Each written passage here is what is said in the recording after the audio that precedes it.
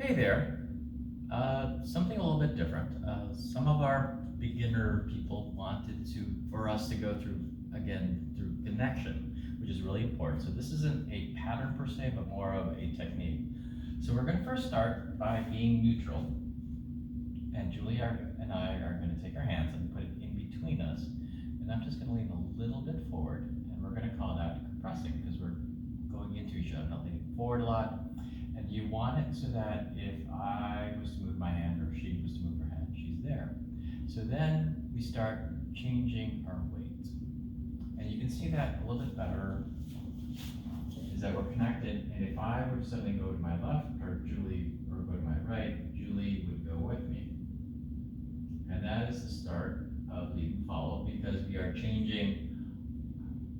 are telling our partner which way our foot is on.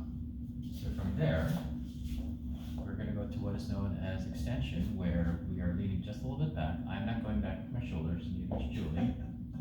But we're going back with our center, which is more of our hips. It's not this, it's definitely not this, but it's taking your core back. So if anything, it's like somebody kind of punched you in the stomach. That's a bad image. So in this point, I'm changing weight, but if I were to go backwards for me, Julie would be able to go with me. So there's no significant movement here from our shoulders to our hands. It's moving the entire body. So it's like I'm connected with this part of his body, but I can't be connected here all the time. So sometimes I'm connected here. Now, if we're in closed dance position, the issues are similar. The connection in this case is with my left shoulder blade. I'm leaning back, not this way, but bringing my core back so that my shoulder blade is connected to his hand. And he's, in a sense, pulling his hand back toward himself. So what we want to do is believe that a lot of the leads come from here, even though our hands may be connected. So our hands are connected, but he's not pushing or pulling. He's not pushing or pulling. The same thing applies if we're side by side. Again, this is usually just a hand connection, although we recommend snuggling his right side to my left back.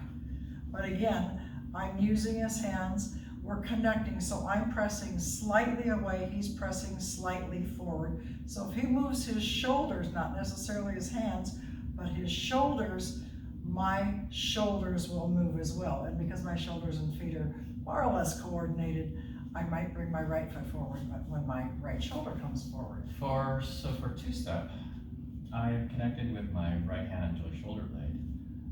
What sometimes I tell the ladies if they don't have a strong enough connection is she can add a little bit of pressure away, not down, but away to strengthen this. And on the left, I am not pushing towards Julie, but she is giving a horizontal direction. Because a lot of ladies, especially the petite ones, like to push down. And so after a while, it feels a little bit heavy. It's probably the same as having your arm up like this the whole time. So that's one form of extension. Now, as far as the extension, especially in West Coast swing, just a minute, we are extending here so that when you're ready to go in on the one, you put your weight on and you can bring her with you. So that's what we have to say this week about that. There will be more discussion, but we thought we would do a change of pace because some of our beginner dancers are asking for it, and maybe some of the intermediates could use a reminder. We'll see you on the dance floor. Thank you much. Bye.